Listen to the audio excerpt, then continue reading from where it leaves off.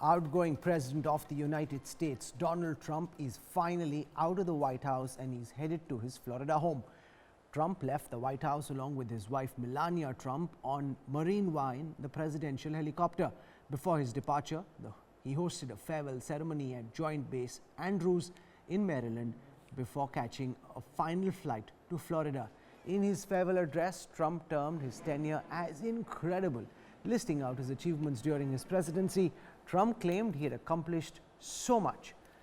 Trump had already announced that he will not be attending the oath ceremony of Joe Biden, the fourth U.S. president to do so in the country's history. It is my greatest honor and privilege to have been your president.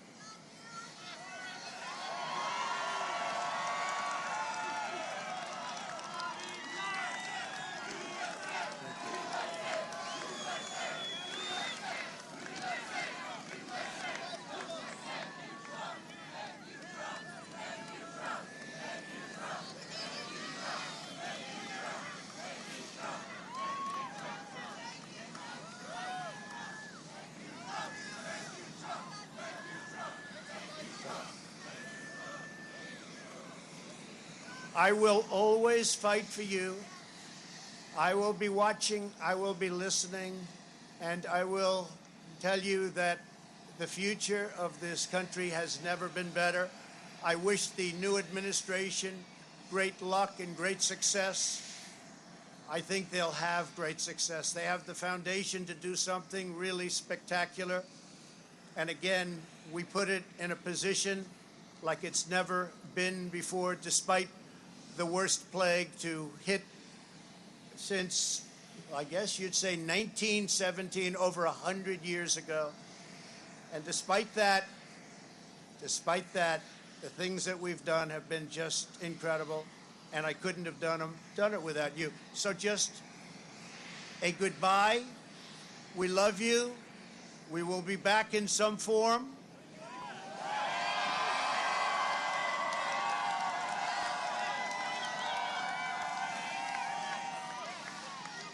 And again, I want to just, in leaving, I want to thank our Vice President, Mike Pence, and Karen. I want to thank Congress, because we really worked well with Congress, at least certain elements of Congress. But we really did. We've gotten so much done that nobody thought would be possible. But I do want to thank Congress. And I want to thank all of the great people of Washington, D.C., all of the people that we worked with to put this miracle together. So have a good life. We will see you soon. Thank you. Thank you very much. We have worked hard. We've left it all, as the athletes would say, we've left it all in the field. We don't have to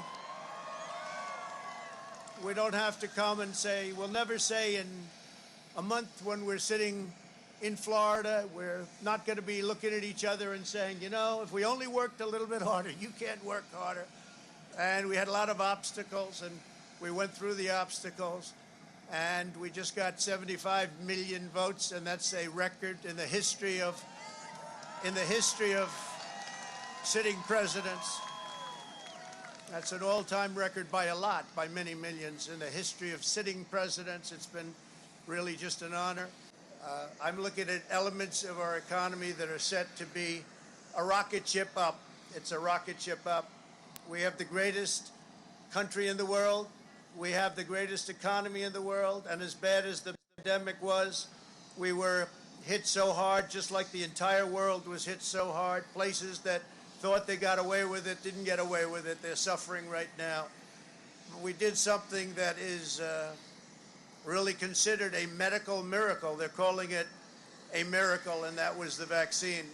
We got the vaccine developed in 9 months instead of 9 years or 5 years or 10 years or a long time. It was supposed to take a long time, many, many years to develop a vaccine. We have 2 out. We have another one coming almost immediately. And it really is a great achievement. So you should start to see really good numbers over the next few months. I think you're going to see those numbers really skyrocket downward. I'm looking at elements of our economy that are set to be a rocket ship up. It's a rocket ship up. We have the greatest country in the world.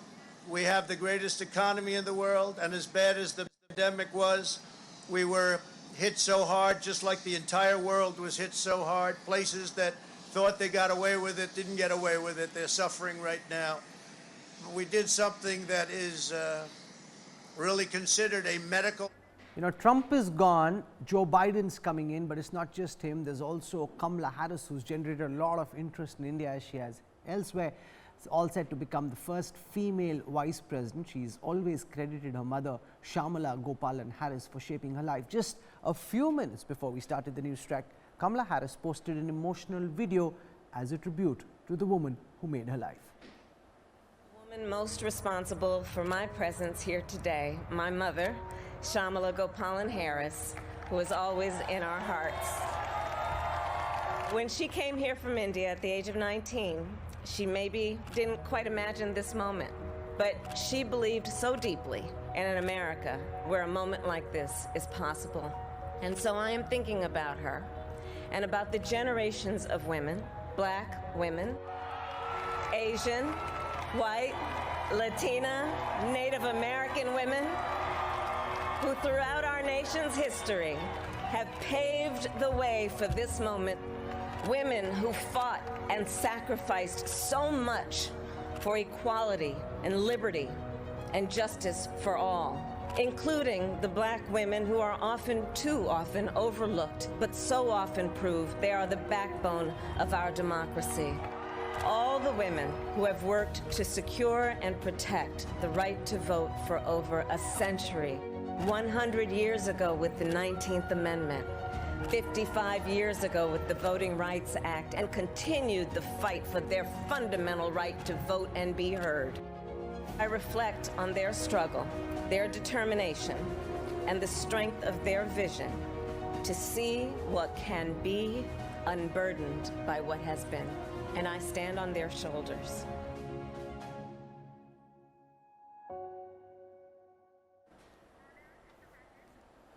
In less than an hour from now, America will get its new president. Joe Biden will be sworn in as the country's 46th president at the U.S. Capitol, the same steps that witnessed violence by Trump supporters not so long ago. Besides Biden, his deputy Kamala Harris will also take oath as the first woman and first Indian American to be elected vice president. How is America gearing up for the mega oath-taking event? Take a look at this report.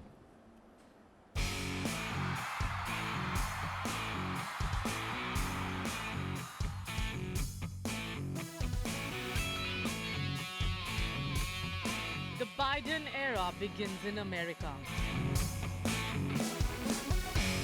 Joe Biden will take oath as the 46th president at the west front of the U.S. Capitol, on the very steps where a violent army of Donald Trump supporters tried to foil his confirmation. In a speech ahead of the inaugural at his hometown Delaware, U.S. President-elect turned emotional. We have great opportunities. Delaware has taught us anything's possible. Anything's possible in this country. So God bless you all, and may God protect our troops. Thank you. Biden's oath heralds a new dawn in America. His deputy Kamala Harris has shattered many barriers. Any policy that would divide. The first woman, the first Indian American, and the first Black vice president. Well, I know this inauguration day may look a little different from years past. A lot different. But let's take a moment, let's all take a moment to celebrate. And then let's get to work, building the America we know is possible. Biden's oath reflects the realities America faces. Washington, D.C. has turned into armed fortress with 25,000 National Guard troops guarding the Capitol. The road behind me here leads to the White House, but as you can see, it's been completely cordoned off from all sides by a non-scalable fence, and there are several security troops here. Now, these security forces include the police, the Secret Service, and the National Guard Reserve soldiers. The inauguration ceremony, usually a spectacle, will miss all the grandeur. Due to coronavirus pandemic, citizens will stay at home. Instead, Biden will look upon American flags from all the states as he takes oath. A virtual celebration will precede the swearing-in ceremony. Pop stars Jennifer Lopez and Lady Gaga will be the A-listers performing at the event. The inaugural will be attended by former Presidents Barack Obama, George W. Bush and Bill Clinton. But the one missing name makes the big news. Biden's immediate predecessor, Donald Trump, is skipping the event. Biden will deliver his inaugural address soon after taking oath. The theme of his speech, incidentally written by Indian-American Vinay Reddy, is unity. Biden's election to the Oval Office has not been easy. His term will be even more tougher. He has many challenges ahead. Surging COVID and widening social divide are the main ones. America is hoping Biden turns out to be the healer they badly need. With Pratiksha Gildial, Bureau Report, India Today. Joining us live from Washington, D.C. is Amy Hybels, Voice of America's correspondent. Amy, give our viewers a sense of the security preparations that have been put into place, because this is where Donald Trump supporters ran riot not so long ago. And I've been reading lots of reportage in the American media which suggests that there is a real fear that some people who are in the security forces or in the army could turn on this parade. How real is that fear, and what are the preparations like around you? Well, actually, I just want to let you know that the FBI did vet some of the guardsmen, and I think about 12 were removed, not for direct threats against Biden, but just kind of as a precautionary measure or out of an abundance of caution, shall we say. But definitely there's a sense of excitement down here on the National Mall where I'm standing, and also a little bit tense because of the unprecedented security that you just mentioned. I walked from early this morning, I walked from the Capitol Hill neighborhood down here to the National Mall, and it was almost an eerie sense of calm. Streets are closed down. There are blockades everywhere, National Guardsmen standing in front of all of the federal buildings. And for the first time, the public is not allowed out here on the green space. What they've done instead, I don't know if you can see behind me, but they've set up flags from every state and every territory in the United States. They call it the Field of Flags. It is a beautiful sight, but it's very different than in years past. I've talked to some of the folks working out here with Voice of America who have covered many of these inaugurations, and they tell me normally this entire mall, the stretch of the National Mall, is packed with spectators that come down here with friends and family to celebrate and to welcome in new presidents. So that's very different this year because of the, obviously, the security concern.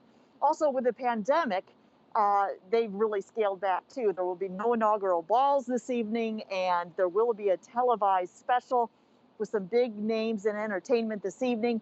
There's really a theme of unity. And in a show of unity, President-elect Joe Biden actually invited Democrats Nancy Pelosi and Chuck Schumer to join with Republicans Mitch McConnell and Kevin McCarthy to go to a church service this morning together. That was quite striking. They're going to the church service together before coming back over here for the inauguration. Thank you very much for that update. What will the Joe Biden presidency mean for America and for the world? And what happens to Donald Trump from here? Joining us on this broadcast, I want to introduce first Professor Steve Jarding. He's a lecturer in public policy at the Harvard Kennedy School Schonstein Center, advises leaders the world over on communications, campaign and strategy. We have Carleen Bowman, senior fellow at the American Enterprise Institute in Washington, D.C., has researched American politics and its demographic and geographic changes. We have Vijay Chauthaiwala. He is in charge of the BJP's Foreign Affairs Department, works very closely with the Prime Minister on all his grand international visits, and is tracking the India-US space extensively. For a sense of what's going on in the Republican camp, we have Puneet Ahluwalia. He's been a Republican candidate for Lieutenant Governor in Virginia. So welcome to all our guests. I want to go across to Professor Jarding first, and I'll start with Trump. Is this the end of the politics of Donald Trump? There's been some talk of him wanting to start a new television station. There's some talk of him wanting to fight again in 2024. Where do you think Donald Trump goes once that helicopter lands? Well, I think he goes to a place that he doesn't want to go. I mean, this is a man that loves the limelight. He has loved all the attention, and he's going to lose that. Politicians find, and most of the politicians that I've ever worked for, virtually to a person, will tell you how stunned they were when the microphone was turned off, when the megaphone was lost. And Trump's going to find that, not just because he doesn't have title of the president anymore, but also because he's been banned from the social media platforms. So I don't know that we know exactly where Trump goes. I think he's going to be hit hard with how lonely it is to be an ex-president. He also has all kinds of legal issues that are facing him. He's going to have issues with his business. He apparently has something like 400 million in debt to creditors that's coming due, and he apparently does not have the money. It's a combination of all these things that I think don't bode well for him. Now, there is a Trump base out there, but I would argue that that base isn't easily transferable. It is a base built on Donald Trump's personality, and so there's a lot of people from Ted Cruz to Josh Hawley, senators who would love to pick up the Trump mantle. I don't think that's easily done. I think Trump built this as a cult of personality, and when that cult is now silenced, I think you're going to see a very different place for Donald Trump. It's not easily transferable to say, I had this base when I was president, now I'm not president, and I'm going to just move it to a different realm and it's going to take off, whether it's a new TV station, a new political party, as he talked about in the last day or so. It's easier said than done. And one more point on the political party. If he starts a new quote unquote patriot party, I think it does two things. One, it simultaneously bodes poorly for the current Republican Party, but also bodes well. The current Republican Party, I think, has to purge itself of Trump. It has to rebrand itself and rebuild itself. But in the interim, if Trump pulls away that base, then they do start a party, it will absolutely split the Republican Party. And who knows whether they'll be able to win elections in 2022, 2024, if that Republican Party is split in two. Ms. Bowman, your best sense at the moment, sitting where you are in Washington, D.C., of the man who caused so much trouble and yet brought so much joy to so many of his ardent followers, what do you see as being his political future? I agree very much with much of what the professor has said. That said, I think the Republican Party is very deeply divided right now. Trump has a passionate following, and those people are not going to go away. Of course, 74 million people voted for him. There are still Republicans who want to see changes in government. Right now, there's a short honeymoon for Joe Biden. I mean, he's got pretty good ratings for an incoming president, and I think stressing unity will be very important going forward.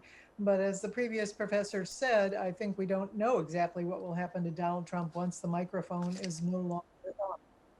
Well, his microphone Yes. is gone. He still has his golf courses. Christine Fair, Yes, will he be peacefully playing golf, or do you think this is a man about whom we haven't heard the last right now? I doubt very much we've heard the last from Donald Trump. I don't think we've heard the last of him. And I think, as a scholar of terrorism, I've been watching the rise of this white supremacist violent movement now going back well over a decade. In 2009, there were very clarion warnings about them. And because of the politics, much of those warnings were played down, they were expunged, there were various political ruses that were deployed to not call them a terrorist group. So even if Trump is left from the White House, my fear is that he will continue to hold these hate rallies. Unfortunately, the Republican base is still largely conspiracy addlepated. They still nurse these bizarre notions that this election was stolen. And of course, this just is so bizarre. Many Republicans have embraced the unusual conspiracies of QAnon, which holds that, believe it or not, that the Democratic Party is running a global satanic cabal of pedophiles. I can't even say that without derision. It's the kind of lunacy that I've only encountered when I was working in Pakistan.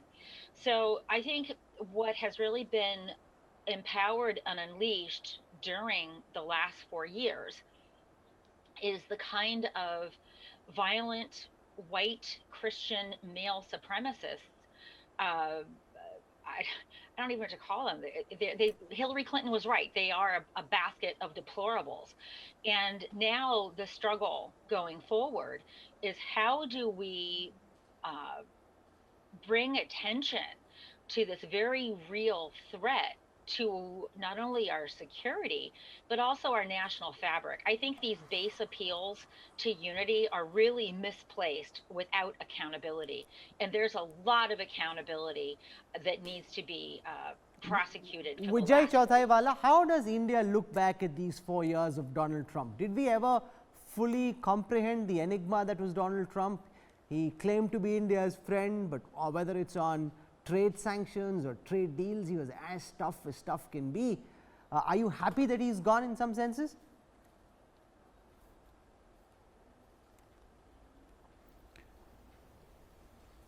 See, Rahul, I am neither happy nor sad. The international relations are not dependent on happiness of one person or few person. It depends on how the relationship has developed, and fortunately for India and US both, the relationship between two countries has fostered under both democratic administration and Republican administration. It's especially under Prime Minister Modi's regime. He initially dealt with President Obama, then Mr. Trump, and now he will be dealing with Mr. Biden.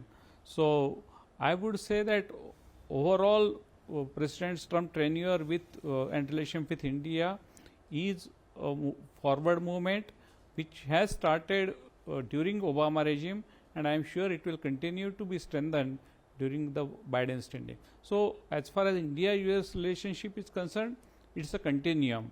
And there will be of course some changes in the priorities and policies, but overall relationship will continue to be strong. Puneet Ahluwalia, what happens to the Republican Party from here? Donald Trump is gone. He's threatening to set up his own party and take at least a part of the Republican base with him, which he calls the Trump base. How do you see this play out over the next few months? Well, I think now you all don't have a punching bag anymore. So, so I guess you will have to find somebody new, and I guess that's the Biden administration, and the failure you will start to see in the coming days, because it's such a challenging time, which Biden is inheriting with the pandemic and, of course, the economy and creating jobs. And luckily, the Democratic Party is now moving so much to the left that you will see the policies which are really going to crush the economy, more importantly, the small businesses, with the minimum wage, with the taxes, with the regulations which are coming in. So you will see a reason for the Republican Party to unite. And most importantly, whatever you may call President Trump, I think people liked his policies, because that was the reason why he was such a great success. He spoke for so many people. That's the reason why more than 10 million people voted for a Republican president like him. 74 million people, substantial, serious numbers. And when I go out in parts of Virginia, and let me be very clear, there's no racism in the Republican Party. People have issues. Individually, people will always have their misguided notions. But if I have felt at any point racism in my party or in the groups I deal with, I go to the remotest part of Virginia. I've not felt the racism aspect, which is being kind of made a narrative on the Democratic side. Being a part of this party for 20 years, at any point I have felt that I'm discounted, I would have left the party. And now I'm running as a lieutenant governor. When I meet and shake people's hands and hear the issues, they're concerned. They're concerned about the future. They're concerned about the voter integrity. And yes, there are irregularities that happen in this election, of course, in every election that happens. Okay, so Meera Shankar's been a former ambassador to the United States. From the perspective of the diplomatic corps, how difficult would it have been to deal with a mercurial president like Donald Trump, who can wake up in the morning, tweet anything he wants, come to a press conference, say what he wants, and nobody in the office really knows what he's going to blast off on next? Would it be easier, you think, ma'am, to deal with someone like a Joe Biden rather than a Donald Trump? Well, I think it'll be more institutional. Okay. Because Trump's policies were very personalized and could, change from day to day.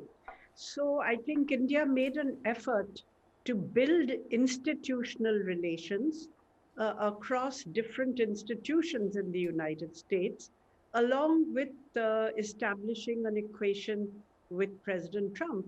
And I suppose the same policies will be followed now.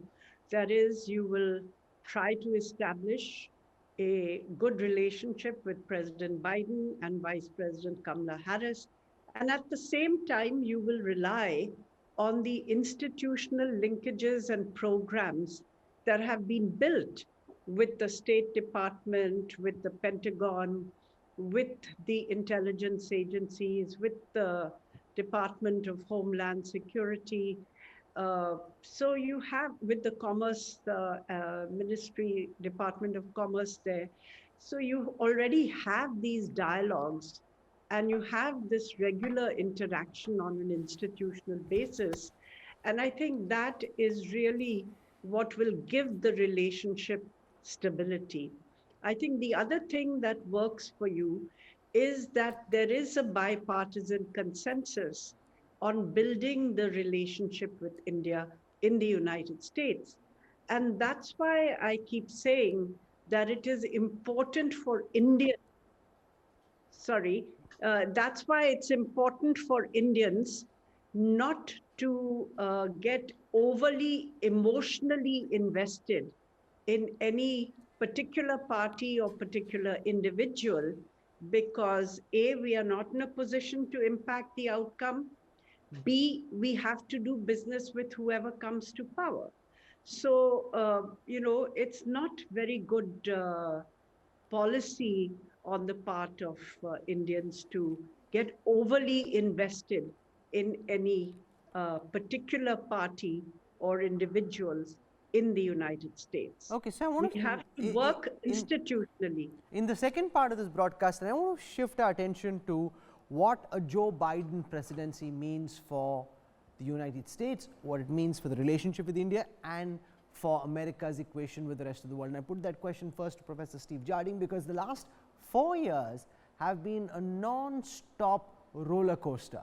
Now suddenly you have a man who's different in every way coming in. It's very clear he'll be a very staid, some would say maybe even boring president in comparison to Donald Trump, but thank God for that. How do you think Joe Biden's presidency is likely to be different from what we've seen from Donald Trump over the last 4 years? Well, first of all, I think we need to be honest about what Donald Trump did. With respect to the individual from Virginia who's running for lieutenant governor, Donald Trump was not a good president. Donald Trump has the lowest approval rating of any president in American history. He is arguably the worst president in American history.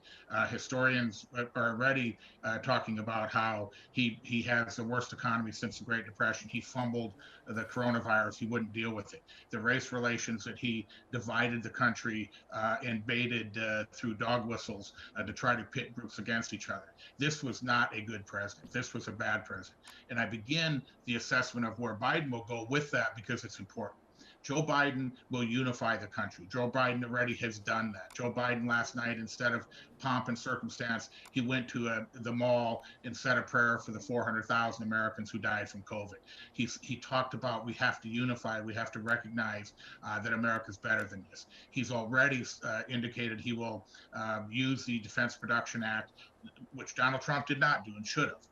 But Biden will use it to produce the vaccines, to produce the equipment, to produce distribution programs so that Americans get vaccinated. He wants to vaccinate 100 million Americans in 100 days.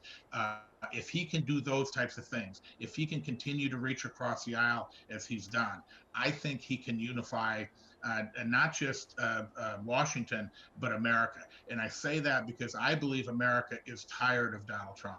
They're tired of the child. They're tired of the division. They're tired of the nastiness. And if Joe Biden can bring some sense of decorum to the White House, back to the White House, which we've seen with every president in modern American history until Donald Trump, I think there's a thirst for that will gravitate back to dignity. And by the way, when you talk about what will a Biden presidency mean for democracy, mean for India, I think is fabulous. India is the largest democracy in the world. I've argued for years that India has to take its rightful place at the table of world leaders, the 3 or 4 world leading countries that dictate policy for the 21st century. India, I think, can do that, but they can only do it as a strong democracy. America showed that even at the height of the dangers of a president who wanted to overthrow our Constitution, throw it out the window, they survived, and they will be stronger as a consequence. I think it's a great example for how democracy can work, and how, in fact, India and the United States, I believe, will have a much stronger relationship with Donald Trump out of the picture, because Donald Trump defied democracy, and India needs to be that leading democracy in the world, and they'll be able to do it much easier with a Joe Biden who believes in democracy. So, Ms. Bowman, are you as enthusiastic and optimistic? Because there's a contra view in India among some quarters who apprehend that a Joe Biden administration may be far more interested in poking its nose in India's internal affairs vis-a-vis a Donald Trump administration that didn't care very much, and therefore Joe Biden administration may not turn out to be as rosy as is being suggested by Professor Jarding right now. There's no question Americans are looking forward to a more traditional and normal presidency overall. And the professor was correct that Donald Trump's rating is very low, but 74 million Americans voted for Donald Trump. They were not racist. They were not white supremacists. There were some very bad elements in that coalition overall, but I think most of them were ordinary Americans who go about their job in ordinary ways. They wanted a change in government, and I think Joe Biden recognizes this. While Trump's rating is the lowest of all recent presidents in terms of leaving the office, at this point, again, there will be a short honeymoon, but at this point, Joe Biden's ratings show that a country is deeply divided about the direction the country should go. I too feel optimistic about relations with India going forward, but I think it's important to remember that Trump did represent a lot of ordinary Americans, good citizens, not people who wanted to overthrow the government or who were racist and white supremacists. And I think that would be highly misleading for your viewers. Meera Shankar, what's your best sense of what the end of the Trump era means for populist leaders worldwide? Donald Trump is an exception, but he also represented a wave. His tenure is ending now in rather dramatic circumstances. What does this mean for the right-wing populist wave that we've seen take over many countries the worldwide? Actually, it's risen because of populism has risen because there are sections of people in many countries who feel left behind or not in control of their destinies. They feel buffeted by forces bigger than them, larger than them, and some effort to restore control and be heard. So you have seen this right-wing populism, particularly in Europe and in other countries. And in Latin America, actually, the populism has tended to veer towards the left. So it's not uniform across the world. There are different ideological tendencies based on the issues which have come to the fore. For instance, in Europe, it has been the issue of immigration. It has been the issue of, integrating the immigrants who are already there. It's been the issue of terrorism, religious terrorism, which has driven the road to populism. In Latin America, it has been the kind of desire to create a more egalitarian society and to break away from the kind of right-wing authoritarianism which has characterized its history. So right now, it's too early to say whether this is going to set a trend, whether Biden's more mature leadership, more traditional leadership is going to set a trend, because these constituencies are very much there. Okay. To Christine Fair, what's your sense? Whether the end of Donald Trump represents the start of a new trend against this kind of populist leader, or do you believe this is the exception because of the kind of mess that Donald Trump landed himself in? First of all, Donald Trump did not land himself into a mess. He inherited the strongest economy. This is an absolute fiction. And I also take extreme exception, and I'm sorry, I can't see faces or see names, to the other woman who was saying that the people who voted for Trump are not racist and so forth. There is a very large body of survey data that completely undermine this claim. Consistent scholars have shown one of the best predictors of people who supported Trump are those who fear that white people are being somehow deprived of rights and that those rights are being taken by people of color. So this characterization that the Trump supporters are just really good people, that they're not racist, this is a fiction that America wants to tell itself. It's a fiction that America wants to tell others. The fact is, this country is very deeply divided.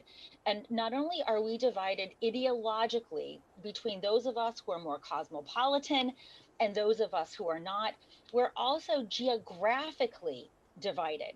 So there's a very high correlation between people who live in cities and greater cosmopolitanism and people who do not live in cities who hold these more regressive views. This is America today. We are divided. Attempts to say otherwise is really a useless bromide. We will not go forward with unity because there is nothing that unifies us. And I think the Trump administration really made that clear to anyone who's thinking. I live in Washington, D.C. Actually, I live in Virginia, where Mr. Puneet Ahluwalia thinks he's going to be the governor. When he says there's no racism here, he is absolutely out of his mind. I have a bumper sticker on my car that says, "White silence is violence." I am routinely accosted in parking lots because people are offended by the various stickers on my car that have the audacity to say that Black lives matter. So let's not fool ourselves. I'm going to get Puneet to respond to that.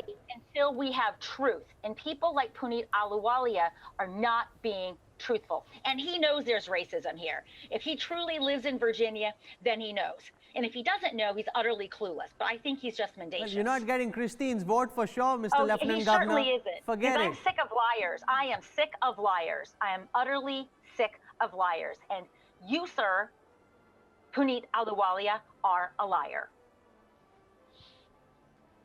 Well, you're delusional, Christine, but that's okay. As I said, you're a liar, and your efforts to call me delusional are quite humorous, sir. But you are appropriate for the Republican Party. I'm going to grant you that. You're quite appropriate. Thank you so much. I'm proud of my conservative principles. But anyway, this is not about you and me. It's more about the people in India and the United States relationship. Look, I think it's going to be a challenging time for Biden. And I believe the populist movement, I think it's the media that hypes up the populism. And President Trump was basically creation of the media, the CNN and the MSNBC, because they really wanted to find a way to have Trump talk those things. And when he resonated with the people, in fact, what he did is he captured the frustration, the disappointment. You see, since the Clinton era, the jobs were outsourced. If you see, the manufacturing was gone. And at the same time, we had brought in professionals from overseas, predominantly a lot from India. And we had also outsourced jobs to Philippines and other countries. So there is this disappointment and frustration that lies in the American people in the rural areas and outlying areas. And in fact, in Virginia, if you cross Northern Virginia or the Rappahannock River, we don't even have Wi-Fi all over. So I think it's going to be challenging times, but as a country, I know we have ways to come together.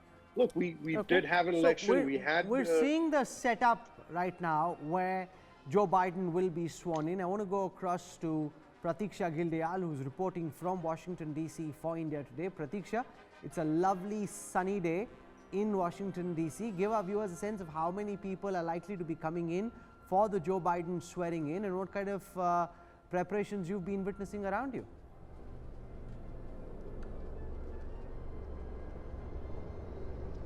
That's right, Rahul. I'm just in front of the U.S. Capitol building. I'm not sure if you can see it. It's right behind me. Where just in a matter of couple of hours, Joe Biden will take oath as the new president of the United States. As you can see that, the streets are empty because of the unprecedented security setup that Washington DC is in right now. It's going to be a highly militarized swearing-in ceremony, perhaps for the first time in history. Now, President Trump has left Washington DC physically.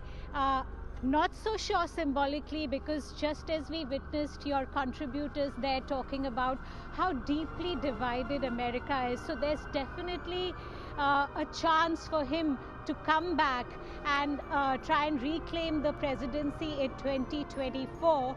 However, the Democrats, as we know, are trying to convict him after having impeached him.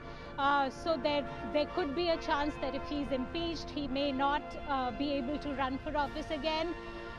Joe Biden has a very, very difficult task at his hands. It's a deeply divided country. There are millions of people who see Trump as their God, as their Messiah. One thing that you constantly hear when you speak to Trump supporters is that he's a fighter.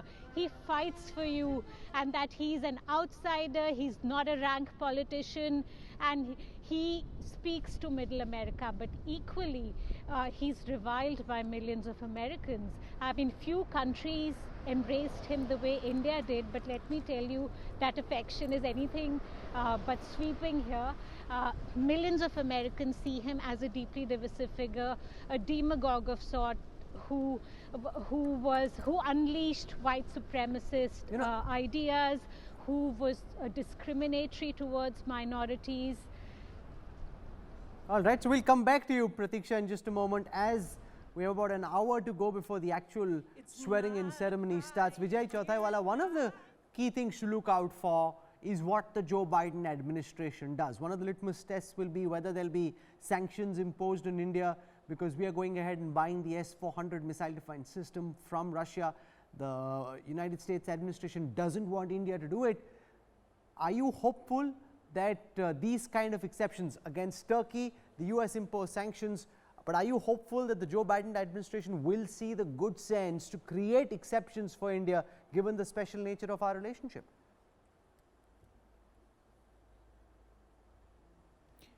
Yes, absolutely, Rahul. I don't see that Biden administration will be excessively obsessive about we buying certain high-tech equipments, military technologies from Russia. They do have their reservations, but if you see the testimony of Anthony Blinken just 2 days back in front of Senate during his confirmation, and what he has talked about India-US relations, and it's a long statement. I will just say that India has been a bipartisan success story over successive administrations.